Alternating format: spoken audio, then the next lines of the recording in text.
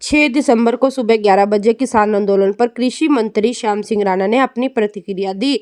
उन्होंने कहा कि शंभू और खनौरी बॉर्डर पर पंजाब के किसान लंबे समय से बैठे हैं, जिससे लोगों को आने जाने में दिक्कतें हो रही हैं। किसानों की मांग पर संज्ञान लेते हुए सुप्रीम कोर्ट ने हाई कोर्ट के रिटायर्ड जस्टिस नवाब सिंह की अध्यक्षता में कमेटी का गठन किया है। कमेटी किसान की मांगों का अध्ययन कर समस्याओं का समाधान पेश करेगी। उन्होंने कहा कि 22 नवंबर को कमेटी ने अपनी रिपोर्ट सुप्रीम कोर्ट में जमा करवा दी है। मामले की अगली सुनवाई 13 दिसंबर को होनी है। हरियाणा में न्यूनतम समर्थन मूल्य पर सभी फसलें खरीदी जा रही हैं। किसानों को गारंटी देकर फसलें खरीदी जा रही हैं। यदि किसानों को फसल और सब्जी पर पर्याप्त भाव नहीं मिल रहा है तो भावांतर भरपाई योजना से नुकसान की भरपाई की जाती है। जिस राज्य में शांति और कानून व्यवस्था होगी वहां पर उद्योग ज्यादा तेजी से बढ़ोतरी करता है। पंजाब में लंबे आंदोलन चलने से उद्योग जगत को काफी नुकसान हो रहा है, जिसके चलते अब तक कई उद्योग पलायन भी कर चुके हैं। किसानों के पैदल दिल्ली जाने के सवाल पर कृषि मंत्री श्याम सिंह राणा की प्रतिक्रिया। हरियाणा में सभी फसलें न्यूनतम समर्थन मूल्य पर खरीदी जा रही हैं। इसी तरीके से पंजाब में भी फसलें खरीदी जानी चाहिए। किसानों को पंजाब सरकार से बातचीत करनी चाहिए, तभी समस्याओं का समाधान हो जाएगा। उन्होंने कहा कि पंजाब के मुख्यमंत्री को फसल खरीद को लेकर घोषणा करनी चाहिए।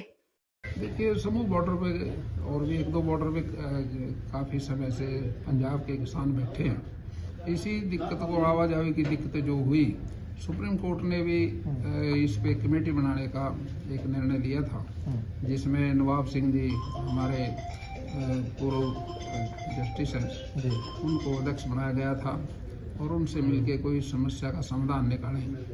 तो उन्होंने अपनी एक रिपोर्ट तैयार करके 22 नवंबर को न्यायालय में सबमिट करा दी। अब तारीख 13 लगी हुई है, कोर्ट का क्या फैसला आएगा तो 13 को पता लगेगा। लेकिन किसान भाइयों ने कोई बात समझ लेनी चाहिए भी, एमएसपी का जो सिस्टम है वो तो हमारे प्रांत के अंदर अच्छी तरह से सारी फसलें एमएसपी पे खरीदी जा रही हैं और गारंटी के साथ ही खरीदी जा रही हैं। कोई ऐसा नहीं है, कहाँ भेदभाव का कोई उसमें कोई गुंजाइश नहीं है। जहाँ कहीं फसलों के साग सब्जी के रेट कम है, भाव अंतर की भी व्यवस्था है यहाँ पर देने के लिए। तो हमारे किसान इस बात को समझते हैं, जिस प्रदेश में अनुशासन रहेगा, शांति रहेगी, वहाँ इंडस्ट्री भी विकास करेगी। और मैं समझता हूँ पंजाब में एजुटेशन चलने से पंजाब के अंदर काफ़ी इंडस्ट्री जो है वो शिफ्ट कर गई।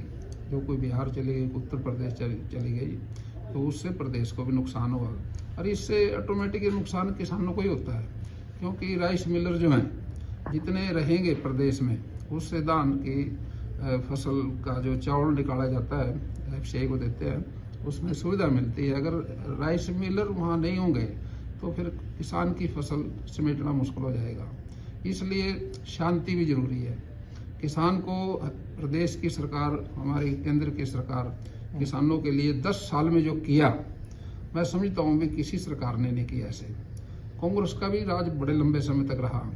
गेहूं के दाम 50 पैसे तक बढ़ाए उस समय के जो प्रधानमंत्री थे, नाम लेना तो उचित नहीं है, लेकिन अपनी तरफ देखें तो किसानों का जो लॉस हुआ वो कांग्रेस के राज में ही हुआ। लेकिन भारतीय जनता पार्टी का शासन जब से आया, किसानों की स्थिति सुधरी है और फायदा भी हुआ किसानों को। सर, किसानों का कहना है कि हमें दिल्ली जाना है, हमारा विरोध केंद्र सरकार से है, पर बीच हम क्योंकि पैदल जा रहे हैं, हमारे यहाँ पास कोई हथियार नहीं है, ना ट्रैक्टर है, ना ट्रॉली है, हरियाणा किस अधिकार से हमें रोक रहा है? देखिए, दिल्ली जाने का मकसद जो था वो एमएसपी की बात थी जी। अब हरियाणा का प्रांत भी है बीच में, दिल्ली के 3 तरफ है, किसान यहाँ भी है, एमएसपी भी फसल मुख्यमंत्री जी नायब सैनी जी खरीद रहे हैं, 24 फसलें हैं। इसी तरह से पंजाब का मुख्यमंत्री भी किसानों की मदद करे। मैं समझता हूँ सीएम से बात करके वो सारी समस्याओं का समाधान हो जाएगा। दिल्ली में तो आप देखिए एमएसपी पे धान खरीदा जाता है, गेहूँ खरीदी जाती है और फसलें भी खरीदी जाती हैं। एमएसपी पे बिक ही रही हैं और खरीद भी रहे हैं, लेकिन जो व्यवस्था मुख्यमंत्री ने करनी होती है वो मुख्यमंत्री ने करनी चाहिए और अपने प्रदेश के किसानों के साथ मिलकर उस समस्या का समाधान करना चाहिए।